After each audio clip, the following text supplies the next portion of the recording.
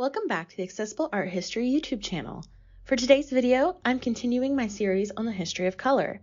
This time, it's all about purple. It's a regal color with a fascinating history. So to learn more, keep on watching. Before we get started, let's break down the color itself. Purple is a blend of red and blue. It's often used interchangeably with violet, but there is a slight difference. Purples have more red in their blend versus violets that have more blue. The first use of purple is actually found in prehistoric cave art.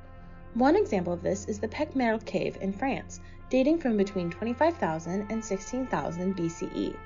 Early humans would blend manganese and hematite powder to create pigments that would be used to paint animals, handprints, outlines, and geometric shapes. In ancient Greece, purple became highly prized. This is because it was incredibly difficult to make. In the ancient Phoenician city of Tyre, now located in modern-day Lebanon, a technique was developed to create a purple dye. It was named for the city and called Tyre and Purple. The process involved opening the shells of thousands of Bolinus brandaris snails. Then the snail's mucus would be exposed to the sun.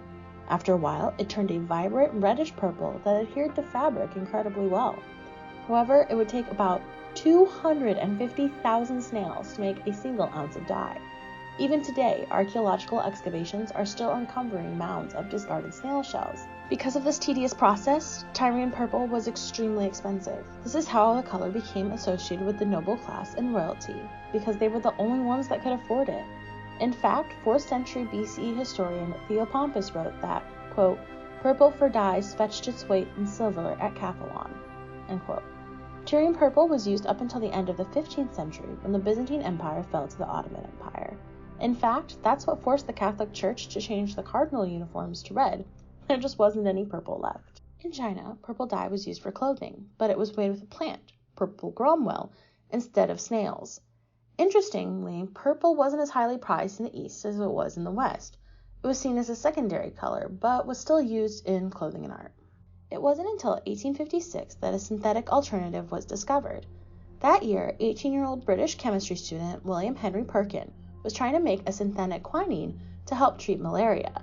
However, instead he ended up creating mauveine, which he shortened to mauve.